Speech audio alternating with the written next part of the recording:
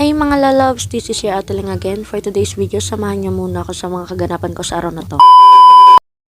Every Monday nga, night class ako. Kaya this morning wala akong pasok, malamang night class nga. Samahan niyo muna ako mamili ng mga kailangan namin dito sa bahay. Dapat kahapon pa talaga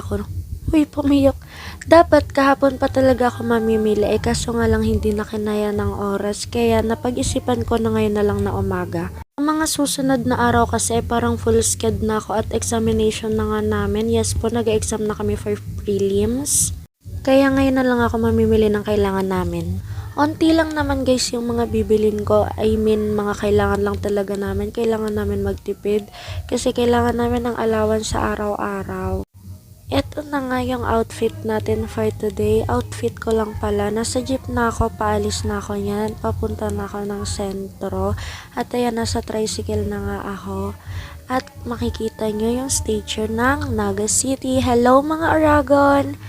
So, ayan na nga guys, nakikita nyo naman na syempre, naglalakad na ako niyan para kumuha ng pera. At ayan na nga, sobrang init, lakas pa ng loob ko mag-tube. Uy, may sisilip dyan naman ng guard. Super close ko yan guys. Sobrang bait niya kasi. Sobrang approachable. And maasikaso niya as in. Hi sa'yo manong guard. Uy, sumilip na nga. Yan, patapos na rin ako niyan. At nakuha na natin guys. So, nasa Jollibee ako neto. Uy, kinakabahan ako kasi Bugsh, may nakita kayo? Wala. So, eto na nga guys. Mag-grocery na ako. Nakita nyo kanina, namili rin ako ng notebook kasi nagpapabili yung mga kapatid ko. Nag-grocery na ako niyan guys. Ayan na nga, nag-tricycle na ako kasi sobrang init talaga guys. As in, bumili na rin ako ng bigas guys. Huwag muna kayo mag-aasawa kasi sobrang mahal na ng bigas ngayon. Ayan guys, pauwi na nga rin ako at yan. Yan yung view na makikita nyo papunta sa amin. Puro pala yan.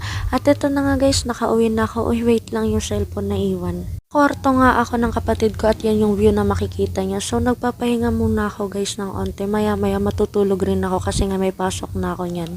Ayan nga, nagising ako ng mga 4:20. So, nagbihis na lang rin ako at naligo na nga rin naman na ako kaninang umaga. Onting ayos-ayos na lang, retouch. Kunyari, maayos pa yung mukhang hindi na maayos-ayos. Uy, maganda ako, aminin nyo. Keme lang, maganda tayong lahat, guys. Onting retouch na lang naman na kasi nga nakapag-ayos naman na ako kanina at may naiwan pang makeup. Hindi na rin naman na ako nagilamos or what. Kasi sobrang pagod talaga ako guys. Natulog na ako pag uwi ko. So ayan, nag-alarm lang ako. Buti naman nga at nagising ako.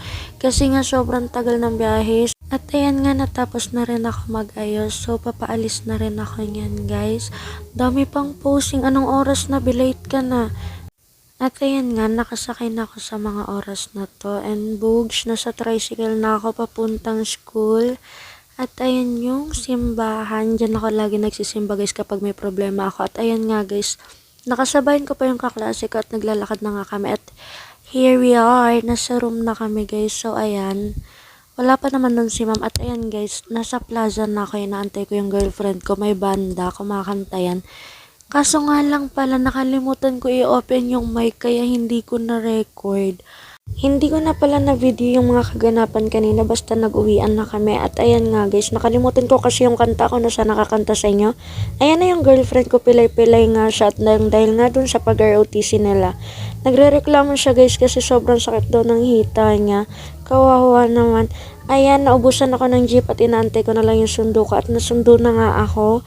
Nakauwi na rin ako sa mga oras na to guys. So, nagilamos na lang din muna ako. Hindi na ako kumain kasi nga sobrang pagod na ako. Gusto ko na lang rin matulog sa mga oras na to. So, hanggang dito na lang. Thank you for watching. Bye!